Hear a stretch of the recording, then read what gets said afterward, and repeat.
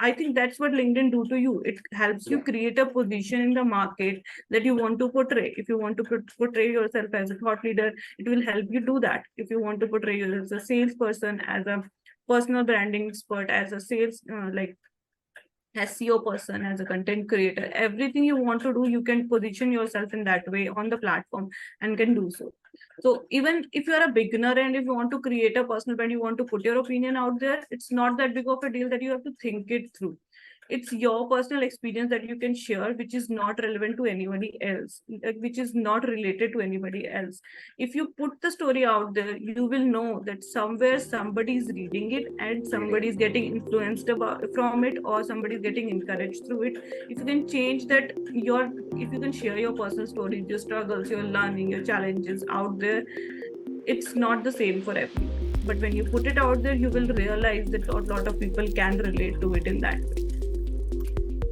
Hi, welcome to the Digital Vigyan podcast. Vigyan is a Sanskrit term for science, and that's precisely what this podcast is all about, the science behind digital marketing. I'm your host, Dronacharya Dave, and I'm here to speak with experts from different domains of digital marketing as well as industry segments and learn their opinion on the ever changing landscape of digital marketing. Hello, everyone, and welcome to another insightful episode of Digital Vigyan podcast. When it comes to digital marketing, social media plays an indispensable role, whether it is for creating a brand identity, communicating with your audience, or generating quality leads for your business. Social media has a huge role to play. So, for this week's episode, I invited a budding social media entrepreneur, or rather, I must say, a mompreneur, Bhavna Sharma. Bhavna is a LinkedIn personal branding and lead generation specialist who has worked with over 15 founders, helping them generate over 10 million views in a month. And all this in just a span of under 2 years. Since Bhavna specializes in LinkedIn, our discussion was largely around making the best use of this platform, breaking down some common myths, and where is LinkedIn marketing heading in the future. Here's how the conversation unfolded. Hi, Bhavna. Welcome to the Digital Vigyan podcast. Hi. Hi. How How are are you you today? doing? I'm good. I'm good. How are you? Yeah, I'm doing good too. Great. So, Bhavna, I understand that you come from a very influential LinkedIn uh, background, right? Now, why I said LinkedIn is because as of now, that's where your stronghold is in terms of running your own thing on social media, right? So, for today's podcast, I would like you to shed some light on, how LinkedIn works, how as a individual, one can create a profile for themselves, one can create a brand of themselves, and uh, you know, create a sort of an earning perspective out of that thing, right? But before we delve into the deep bits of that particular aspect, I want you to for our audience's knowledge, I want you to give a little bit brief about yourself, your background. um, how did it all started with for you on LinkedIn? Sure. So, hi everyone. I'm Bhavna Sharma, and I'm a social media manager and a LinkedIn professional who is helping their clients to earn through LinkedIn, basically by creating their own personal brand and by generating leads through LinkedIn. So, I've been doing it from the past 3 years. I started as a content writer for blogs and articles and different websites, and slowly drifted towards social media because that's what engaged me more and that's what interested me more over the time. And when I was associated with an agency about 2 years ago, they gave me an assignment where I had to write Instagram and Twitter captions for the posts that some project they were doing with the company.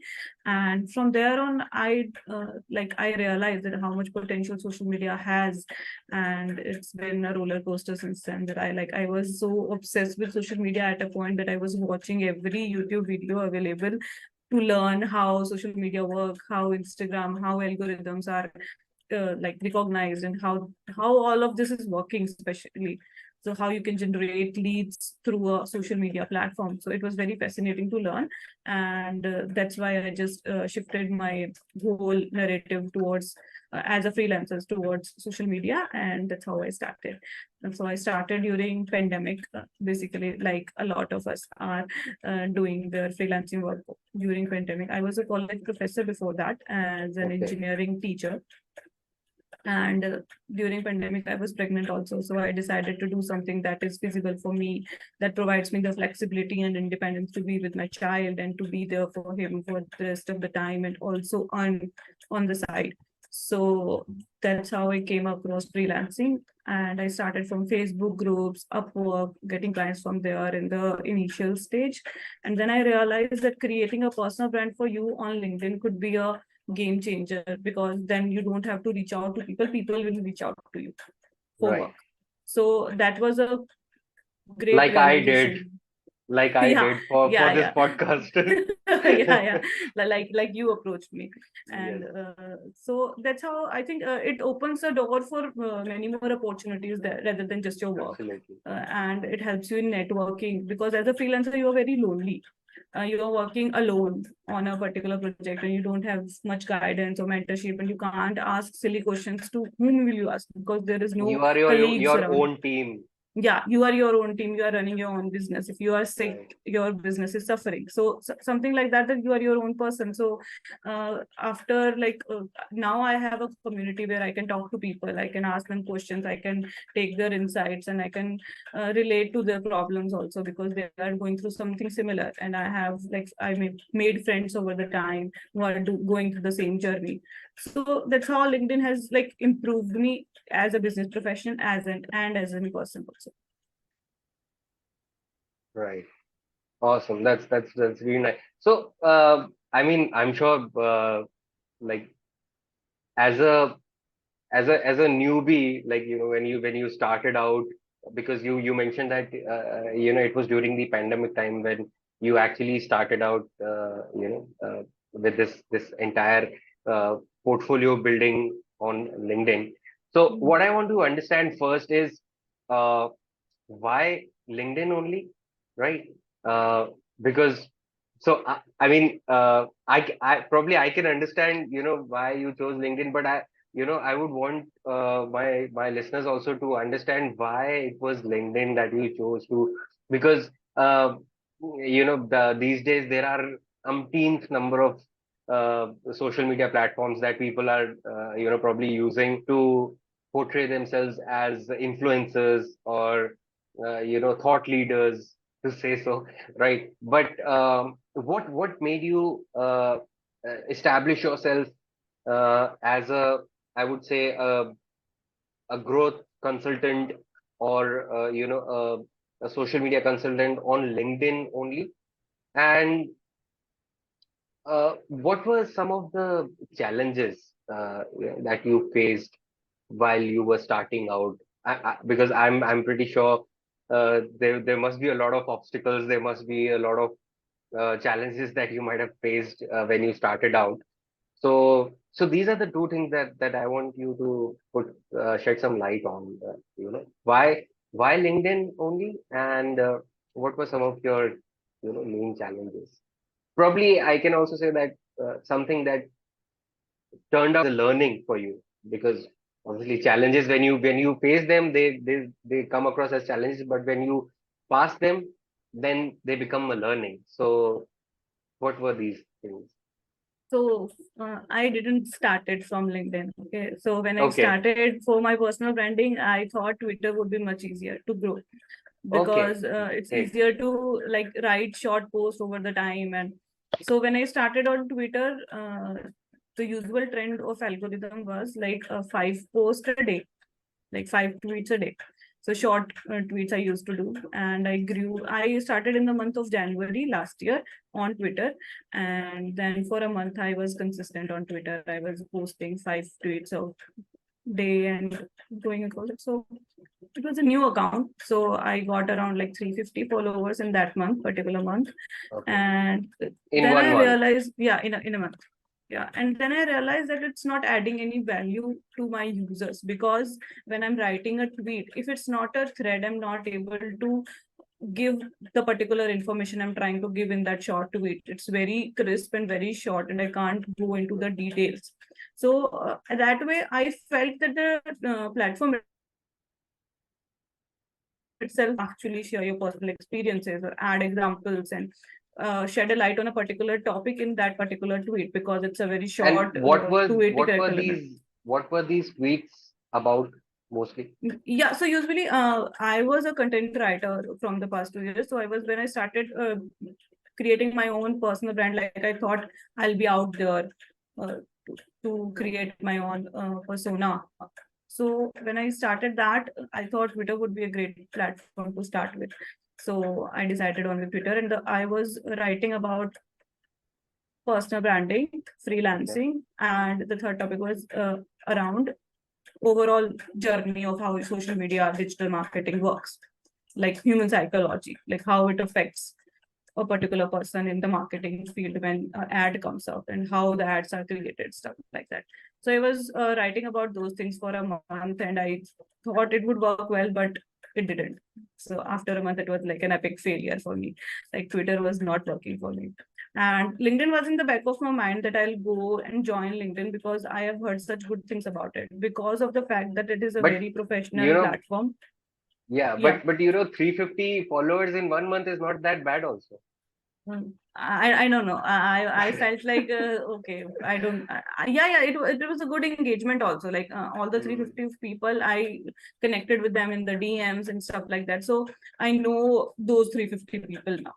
So yeah, it was good, but I thought in terms of adding value to, like, what was the I get goal of it. mine, that I couldn't fulfill on that I platform in get the it. month. Yes, So I thought, absolutely. if it's not adding value to my audience, if I'm not able to convince myself that it's adding value, the how, what's the point of doing it for a long run? Right.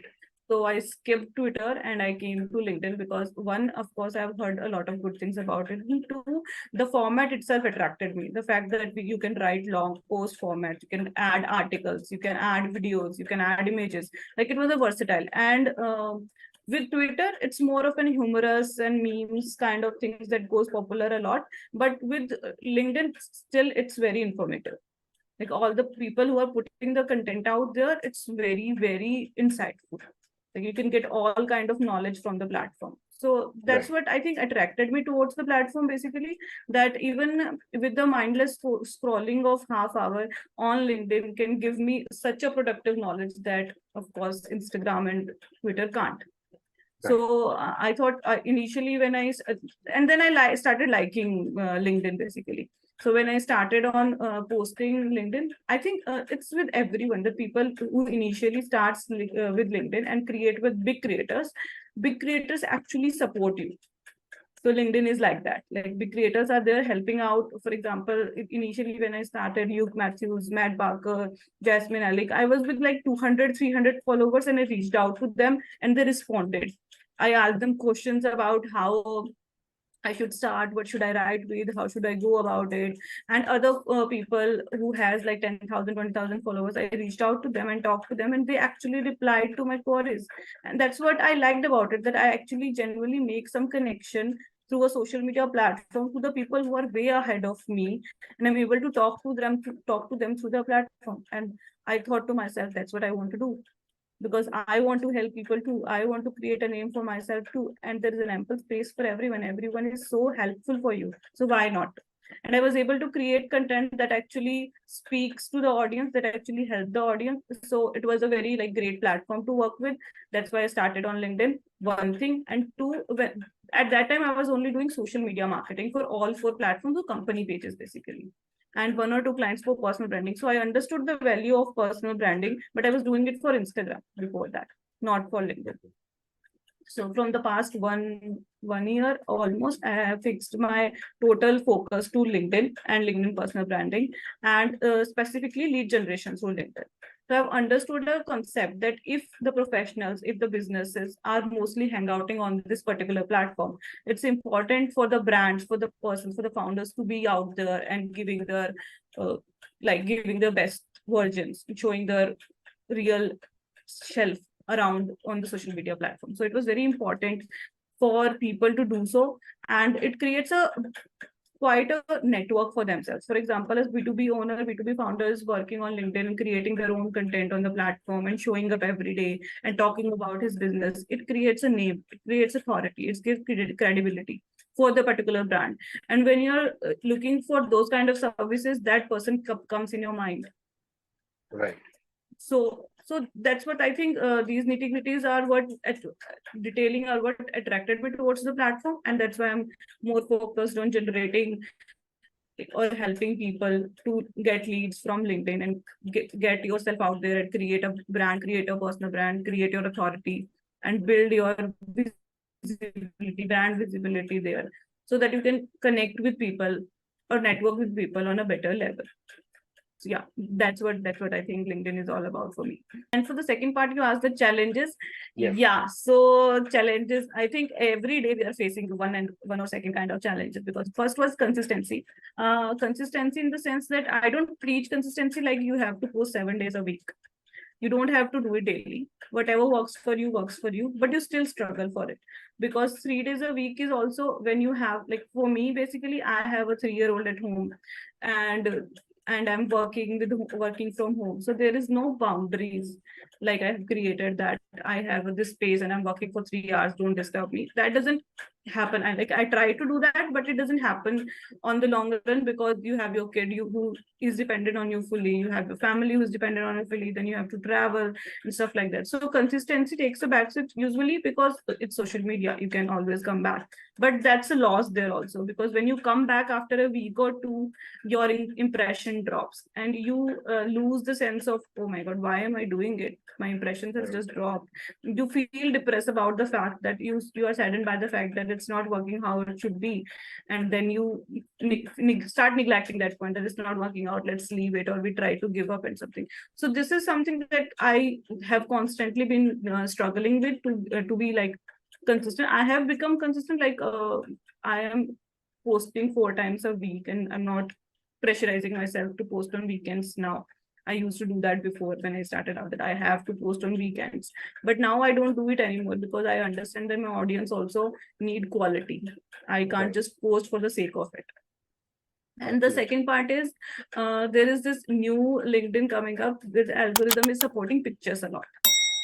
So initially what happens is, people think if it's posting pictures, you start posting any kind of picture, like your selfies, your vacation pictures. And if it's not relatable to the content itself, if you are not talking about a vacation and you're posting a vacation picture, it doesn't make sense. So what happened in the long run will, the audience will come for your pictures and not for your content, which will lose the focus that you are trying to provide on the platform itself. You are trying to say that, hey, this is me, I am a business owner, I'm doing this things, and I'm trying to be there for my audience, I'm trying to teach them something, or I'm trying to tell them how I'm doing my business. And now you are talking about your personal pictures, then people will lose focus from the actual content that you're trying to provide. So this is the trend that I think a lot of creators are missing out on, that they're adding pictures on every post they want to, and it is losing the focus from the content itself and focusing more on the pictures, which I think should change a little. I think over the time it will,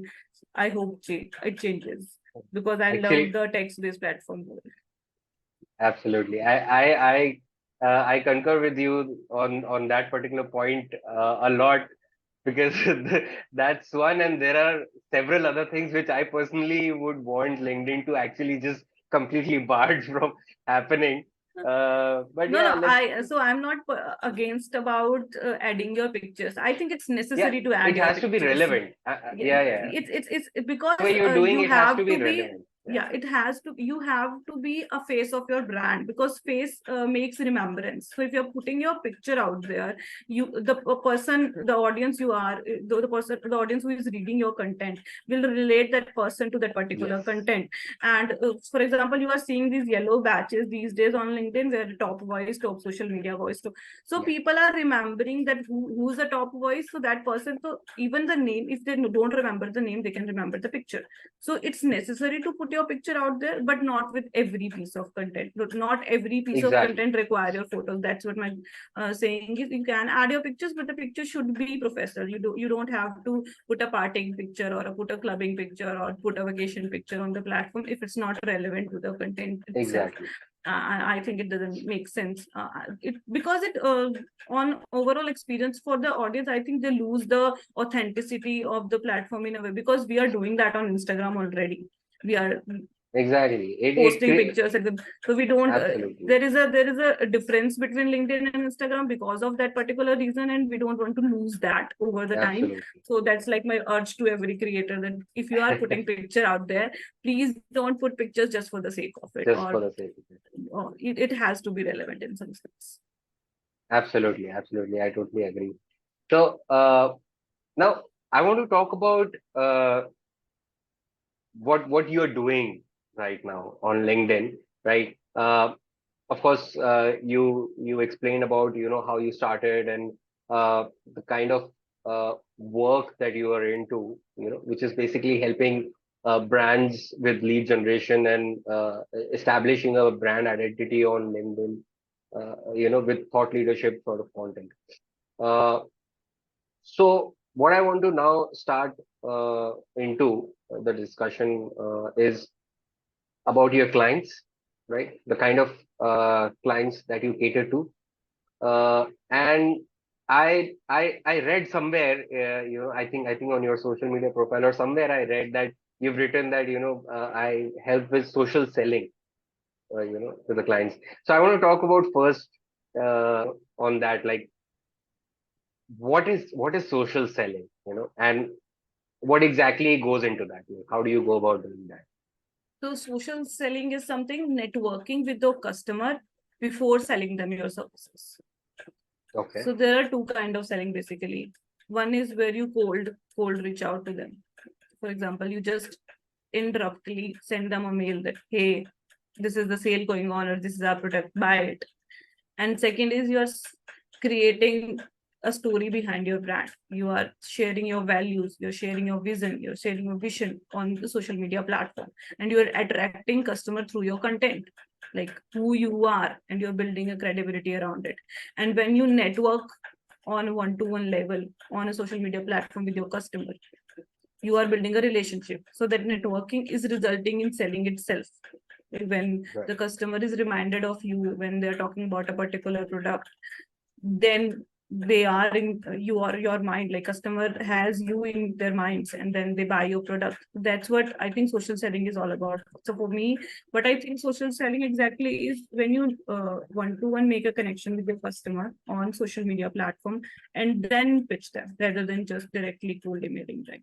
So that's the approach I use with my clients also. So with social selling, I no, I am creating a whole LinkedIn persona. Like the services I provide includes content creation for them, content strategy, content calendar, creating a community on LinkedIn, engagement processes, the company page, the founder's profile for the brands itself, and then the lead generation parts come. So all of this we do because we need to create a persona. We need to associate the brand with something personal, that is it to the brand. Like the vision should be personal, the mission should be something that speaks to the audience directly.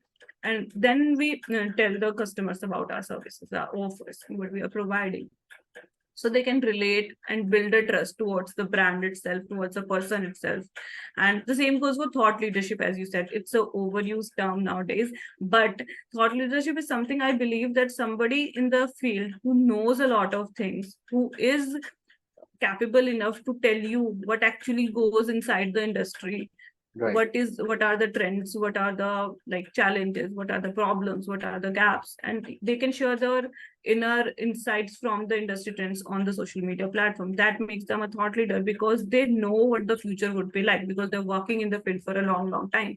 And that's what I think is very interesting when it comes to LinkedIn specifically, that all the big founders out there has a very interesting take on every trending news that goes out there in the particular field. And it's very interesting to see. For example, the one profile that I absolutely love is Sunil Shetty's profile. I mean, like his content is so top notch. I don't know if he writes it himself or somebody writes for him, but oh my god, the content is so interesting. With every, like, the post is very long, very long, Yeah. and it still hook you to the end, because he shares such insights about the industry he's working in, such insights about his life, his work, everything, like, very interestingly put out there that you compelled to read it. And now, Right. from being an actor, I think he has positioned himself to being a businessman very smoothly. Yeah. Now he has become a very non-businessman and not just an actor. And I think that's what LinkedIn do to you. It helps you Yeah. create a position in the market that you want to portray. If you want to portray yourself as a thought leader, it will help you do that. If you want to portray yourself as a salesperson, as a personal branding expert, as a sales like SEO person, as a content creator, everything you want to do, you can position yourself in that way on the platform and can do so. So even if you're a beginner and if you want to create a personal brand, you want to put your opinion out there, it's not that big of a deal that you have to think it through. It's your personal experience that you can share, which is not relevant to anybody else, like, which is not related to anybody else. If you put the story out there, you will know that somewhere somebody is reading it and Reading. somebody is getting influenced from it, or somebody is getting encouraged through it. If you can change that, if you can share your personal stories, your struggles, your learning, your challenges out there, it's not the same for everyone. But when you put it out there, you will realize that a lot of people can relate to it in that way. Right. So, for example, I don't like using Notion much. Notion is a very creative tool, and everybody like rave about how good it is and how sorted it has made their lives, how many hours it has saved for them and stuff. And because of the popularity, I started learning the tool, and I learned it and I worked on it, but I didn't like it. So it's I think it's a very underrated opinion, and if I put it on social media, everybody will hate me for saying it. So I don't do it more often. But then I think recently in a networking call, one of my friends said that she just hates Notion. She doesn't understand how it works, and I was like, oh my god, I can relate to that point. So that's what social media does to you, because you think you are new and you don't know anything and you don't want to put it on the social media platform, but when you actually do it, you will realize that how many people can relate to it. That Right. you will get a external validation that, oh my god, I'm not the only one doing this, people are going through it. So I think that's the beauty of social media, where you can find people relevant to you. And like, so that's what I like to do with my clients also, to put their inner problems, inner gaps, whatever the problems they're tackling with and whatever problems they're helping other people to solve.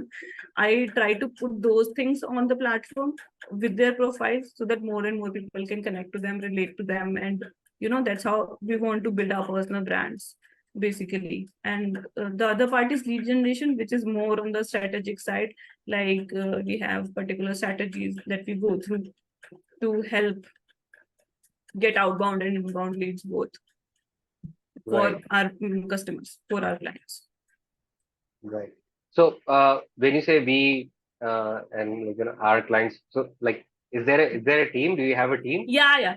I have a team of 5 people right now. Oh, great. So I have a designer, engagement and community builder person, and a content writer with me, and they have their interns. Uh, and Great. sometimes we So also within a sometimes span of 1 year, you have actually turned into a proper mompreneur. like thank you for saying that. I wish, I think I'm on a very smaller level than that, but yeah, I think in a small world that I have created, I'm making a change and I'm helping people. So yeah, something like that. No, that's really great. It is actually, I as a content creator myself, and now that I've started doing these podcasts, I actually, kind of I kind of look forward to such, stories, such people who are actually making a difference, who can influence other people. People like yourself. I personally believe very strongly that have that metal to influence other people who might be in that cocoon right now. That should I not? How will I do it? How can I do it? whether there'll be any positive result of it or not. So I think when they'll come across people like you, or people who have you know uh, come out strong with all the challenges facing head on, and creating a space for themselves, I'm pretty sure they'll also get it, some boost to their confidence. So that's really nice, that's really great. Yeah, I So hope you, so. yeah, yeah, absolutely, absolutely. So, talking about your clients, is there any particular section or category that you especially focus on? Like, I'm talking about the B2 and the B2C section. So, Mhm. is there any particular section that you like particularly focus on, or like you're just open to all, or both the fragments Like I try to be open to all the segments, but the clientele right now I have is mostly on the B2B section.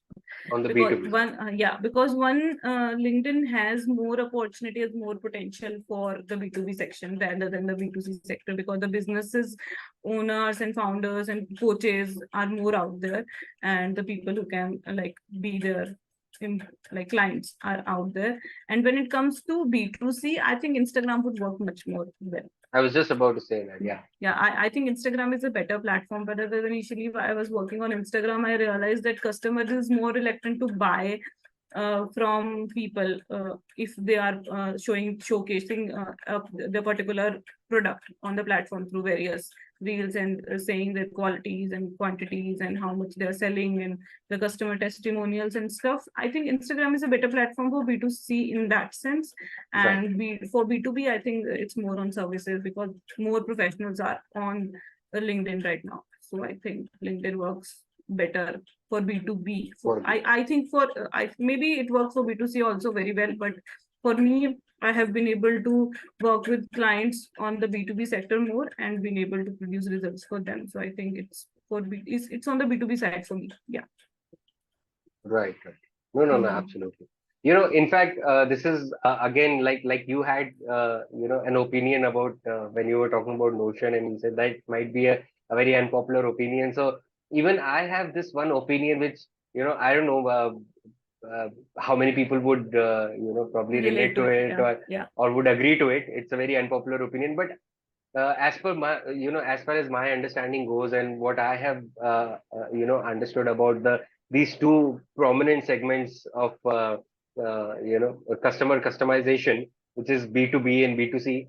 uh, I see it as even B2B as a B2C segment only, right? I mean, when we talk about B2C, which is a business to customer, and then we talk about B2B, which is business to business. So when we are doing business to business, the other business is also your customer only, right? So in a sense, it's again it's B2C only. So I mean that's just an No, no, opinion I that have. makes sense. That makes sense. That it's Uh, in the end, it's about customer. Now getting back to the discussion that we were having, uh, have you is there any particular have you worked ever with a B2C customer, like on a B2C project? Yes, yes. I have worked with a jewelry brand and a clothing brand, I think, So for which one? kids. Right. So what I wanted to understand was that which one do you find more uh, challenging? I was first thinking of asking which one do you find more easier to work with, but I think the flip side would be more interesting to know. Mhm. Uh, I think B2B is more challenging in terms of selling your services because it has a higher ticket size. Like the product Okay. you are trying to sell is not a 300 rupees t-shirt, or it's on a very different scale.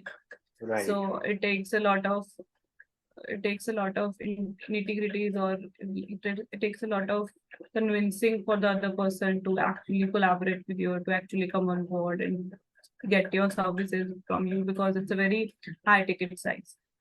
It's very expensive. For example, right now I'm working with a software company who like provides subscription for their softwares to other companies. So they provide their softwares on lease for a year, and that's in lakhs, like the lease itself in lakhs. So the ticket size is very higher. So when you are trying to reach out to other companies that please buy our services, it needs a higher amount of like convincing, and you need to come from a place of trust and authority so that they actually buy from you, and stick with you or retain your services again and again and again. So I think that's how B2B is more challenging.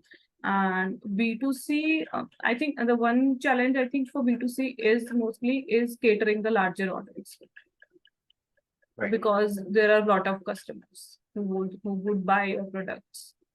So visibility in front of those brands, and there The are demography is many, more wider and yeah, demography is very wider. And then there are channels also, like people are doing paid ads, sponsored ads, influencing marketing, and like YouTube reviews, like everywhere. So you should have like with the time of social media, you have to be everywhere also where your customer is. So customers are everywhere on each platform. You have to cater on at each platform. You have to cater your customer on every platform. So like Right. it's a very big challenge for B2C businesses to cater their audience on different platforms, be omnipresent and show a unified voice and still be different and still be out there. So yeah, I think that's a very big challenge for them. right. So also another thing that I wanted to understand was, as a, like, of course today you've already established your profile as a strong LinkedIn consultant and lead gen influencer on LinkedIn. But let's say someone who's just started out, like you started out as a new person, as a newbie in this arena. How would someone go about finding a client? So I don't think it's much challenging to find a client. Like if you are Okay. actually, if you as a newbie, there are many platforms where you can get your first client. For example, Facebook groups are there, and then Upwork, Fiverr are there, and then you can also approach people directly on LinkedIn, like, and saying that I'll work with you for free for 15 days, and if you don't see results, you will back out. And if you are newbie and you want clients, I think 15 days no harm to work with somebody for free. So I don't know why people think that it's a very bad thing to work for free for somebody, but when you are creating a portfolio, uh, like I have worked for people in return of testimonial for free for a long time. Like I've worked with people and said that please just provide me testimonial or feedback on this, and I don't want your money, and I'll work with you for free. I'll provide you the content strategies for free. I'll provide you the content for 2 months for free. I've worked like that before, and I've worked under other freelancers, agency owners to learn the things that I want to do in law. And I worked with them on alongside them, under them. Like I worked like that initially to actually understand the industry, to actually understand the business better. And when you have actually gained enough experience and gained enough skills, I think outbound is a very good way to start. Like, don't rely on inbound leads, because then you can control the quality of the inbound leads that are coming on your way. Right. Because they could be high ticket, they could be low ticket, they could be demanding you different kind of things apart from your uh, particular services. For example, I worked with a client for LinkedIn management, and they wanted to do all social media platforms. So I have to tweak the content accordingly. And then they wanted me to do the website part also. Then they want me to do the design part. Then they want to do the newsletter part. And I'm like, no, I'm not the expert in every field and I can't do everything. And also because I was charging them something in starting, and and those were add-ons, and they were like, oh, this is the thoda sa, can you please adjust your amount to this much? So it was like very hectic and overbearing for me to do everything, because I don't even know how to do the newsletter thing. So I had to hire somebody to do that, and then to pay them, and it was getting too much for me.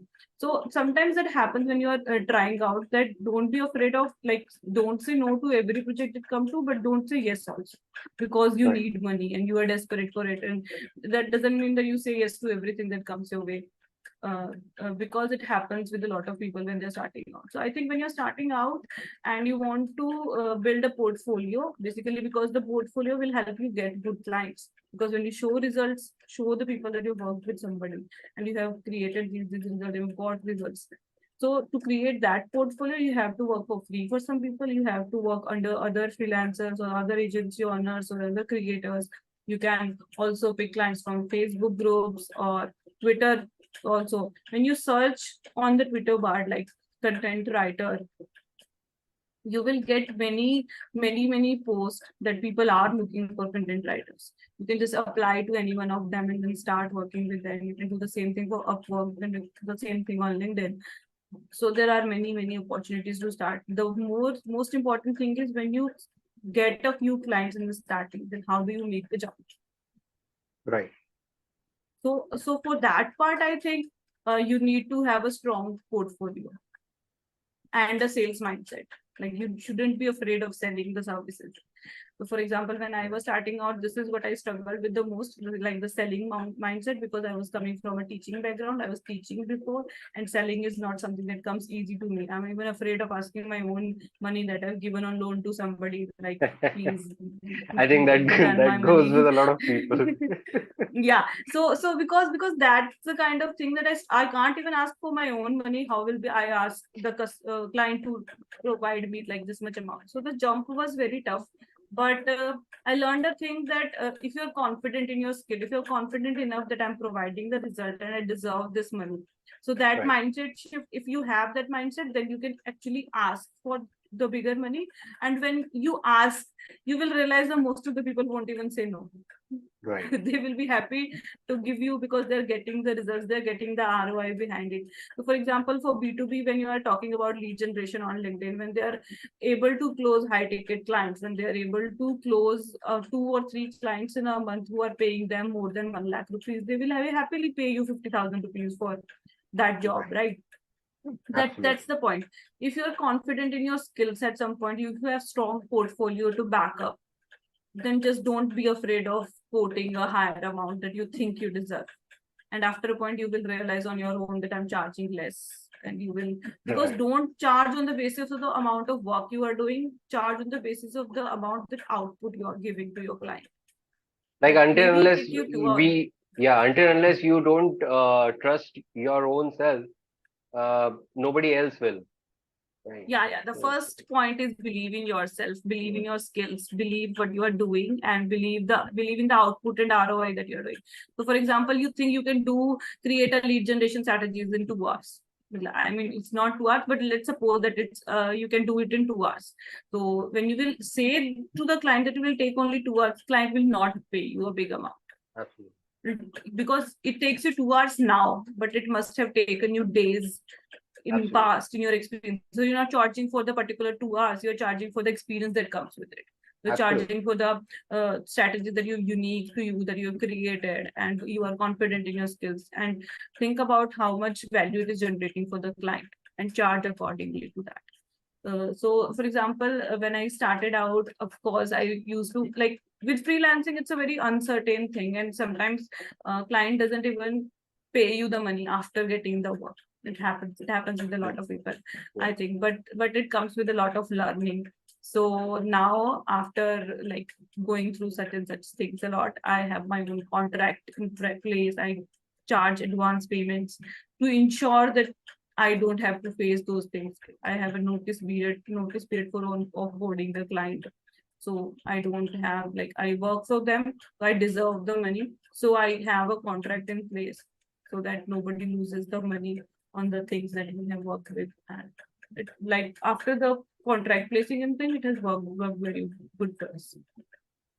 Right. So For newbies, my only advice is to work more and work. Don't stick to a niche and then just explore every possible niche you can, and try out different things, work with other people, collaborate, or uh, hire somebody who you can learn from, do the courses, and provide your work for free, provide samples for free.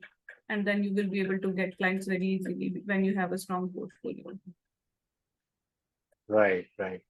No, that's really a great great tip. I'm sure someone who, if someone is listening to this podcast right now and who's actually looking to do the same thing that people like you and others are doing right now, so I'm sure they'll get some good advice over here. So great, great, that's great. So moving on, Bhavna, now I want to understand from you, because LinkedIn is your thing. You've been, you've been utilizing this platform a lot. You have explored a lot. Uh, Although